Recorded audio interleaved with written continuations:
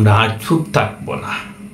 আর চুপ করে থাকা নয়, আরো একটি তৌকির হারানোর আগে, আরো একটি শিশু পুরার আগে আমরা জেগে উঠি। আমরা আর কাউকে হারাতে চাই না, আর কোনো পাইলটকে হারাতে চাই না, এভাবে সাধারণ মানুষকে হারাতে চাই না, আর কোনো শিশুকে আমরা হারাতে চাই না, আর কোনো শিশুর শরীর পুড়তে আমরা দেখতে চাই না। তার আগে আমরা জেগে উঠি। আমি মুজাহিদুল ইসলাম, আমার আপনাদের সাথে নাড়াতে তো দয়া করে শেয়ার করুন, আমার বয়স চড়িয়ে দিন, কারণ এবার চুপ থাকলে কাল হয়তো আমাদের সন্তানও আর গড়িয়ে আসবে না।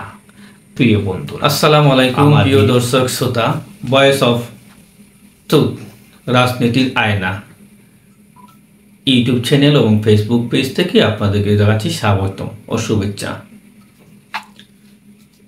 আজকের আলোচনার বিষয়, এটা দুর্ঘটনা না, এটা খুন। ফ্লাইট লেফটেন্যান্ট তৌকির ও সত্যিকারের অপরাধের গল্প আজ আমি আপনাদের সামনে তুলে ধরছি, সাথেই থাকুন। প্রিয় বন্ধুরা, ইজেক্ট করলে বেঁচে যেতে পারতেন তিনি।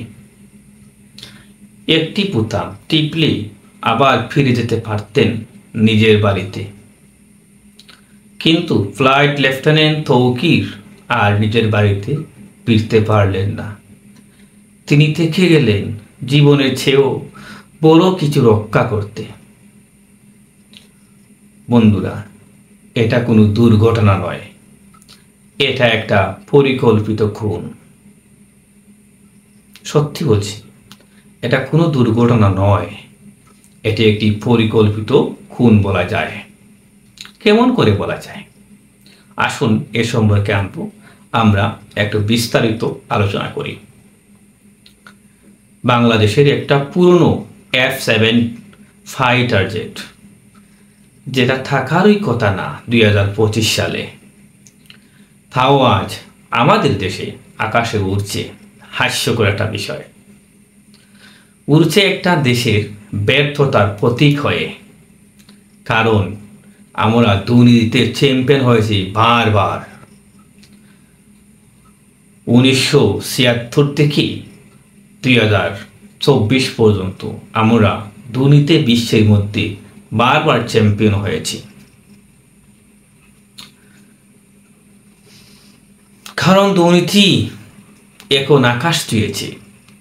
তৌকির আকাশে মারা যাননি, তিনি মরে গিয়েছিলেন অনেক আগেই, যেদিন বাজেট চুরি হয়েছিল বাংলাদেশে কোষাগার থেকে, যেদিন 1976 সালের জেট দিয়ে আজও পাইলটদের ট্রেনিং দেওয়া হচ্ছিল।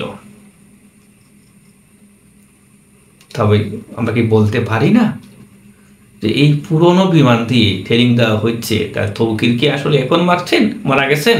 তিনি আকাশে মারা গেছেন? উনি অনেক আগেই মারা গেছেন। তাকে বাঁচার সুযোগই দেওয়া হয়নি।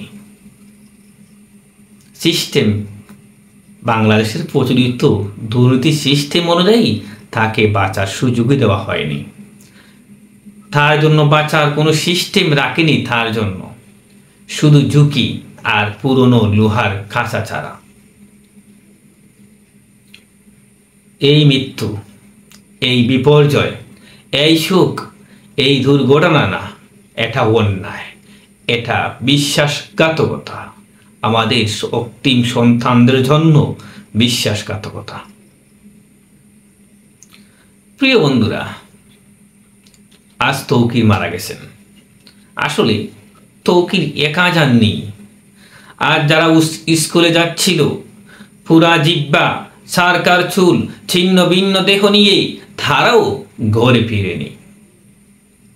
এক মা চিৎকার করে বলছেন, আমরা ভিডিওতে দেখতে পেয়েছি, এক মা চিৎকার করে বলছেন, আমার ছেলের আইডি কার্ড না থাকলে বুঝতামই না এটা আমার সন্তান। কি আফসোস, পুরে ছারখার হয়ে গেছে, ছেলেটার দেহ বিচ্ছিন্ন হয়ে গেছে।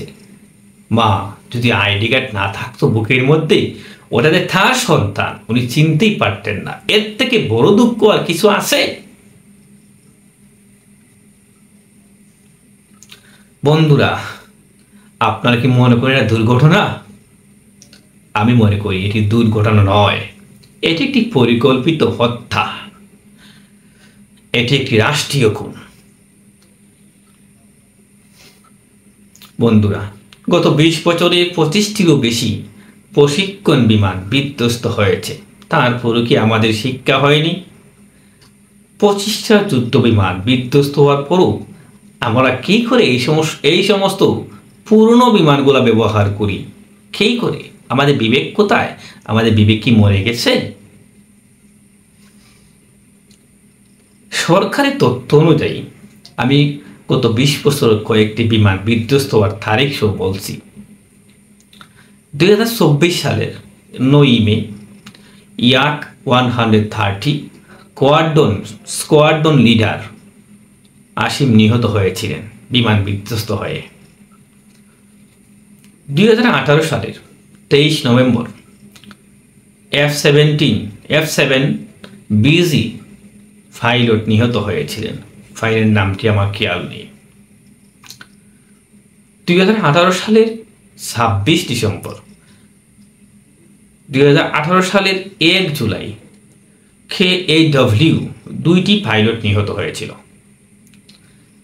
2017 সালের 26 ডিসেম্বর 2টি ইয়াক 130 বিধ্বস্ত হয়েছিল।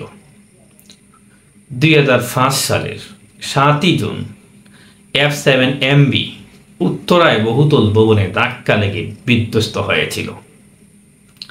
তেমনইভাবে আরও 15টি বেশি দুর্ঘটনা ঘটেছিল।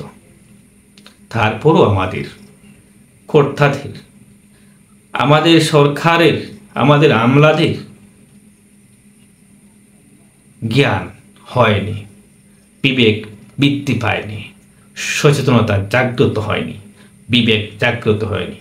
আর কবে আমাদের বিবেক জাগ্রত হবে? কবে আমাদের সন্তানদেরকে রক্ষা করতে পারবো এভাবে?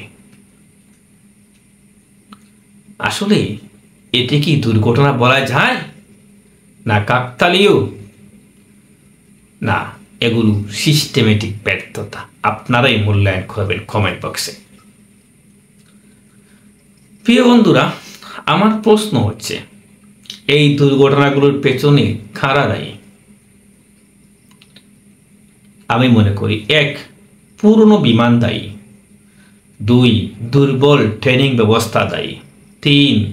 প্রযুক্তির অভাব দায়ী, 4. নাকি আমাদের চুপ থাকা? আপনারা কোনটিকে দায়ী মনে করেন? আমি মনে করি প্রত্যেকটি দায়ী। সবথেকে বড় দায়ী হলে আমরা চুপ থাকা। আমরা চুপ থাকাটাই সবচেয়ে বড় দায়ী আমি মনে করি। প্রিয় বন্ধুরা, আমরা বাংলাদেশের আপামর সাধারণ মানুষ, কিন্তু আমরা কি কখনো জবাব চেয়েছি? চাইনি।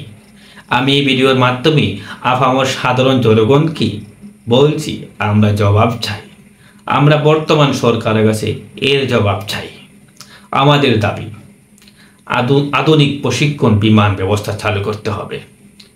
প্রতিটি দুর্ঘটনার জন্য সুষ্ঠু ও স্বচ্ছ তদন্ত দাবি জানাচ্ছি।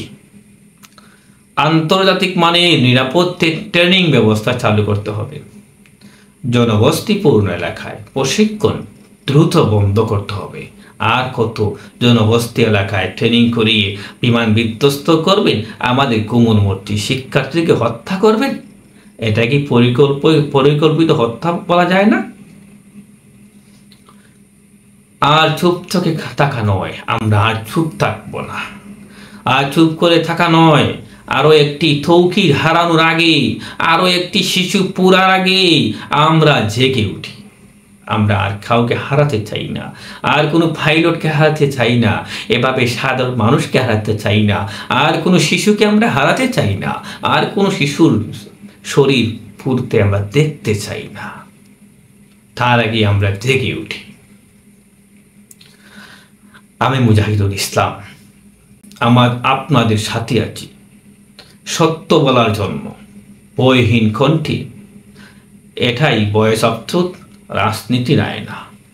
এই ভিডিও যদি আপনাকে নাড়া দেয় তো দয়া করে শেয়ার করুন। আমার বয়স চড়িয়ে দিন, কারণ এবার চুপ থাকলে কাল হয়তো আমাদের সন্তানও আর গর্বিয়ে আসবে না। প্রিয় বন্ধুরা, আমার ভিডিও যদি ভালো লাগলে দয়া করে আপনি শেয়ার করতে পারেন। দেখা হবে অন্য কোনো ভিডিওতে। সেই পর্যন্ত আপনি ভালো থাকেন, সুস্থ থাকেন, এই কামনা। আসসালামু আলাইকুম ওয়া রাহমাতুল্লাহ। যদি আপনি আমার ভিডিওটি আমার ফেসবুক পেজ থেকে দেখেন, কাইন্ডলি পেজটি ফলো দিবেন, লাইক করবেন, শেয়ার করে দেবেন। তেমনিভাবে যদি ইউটিউব চ্যানেল থেকে দেখে থাকেন, আমার চ্যানেলটি সাবস্ক্রাইব করে আমার পাশে থাকবেন।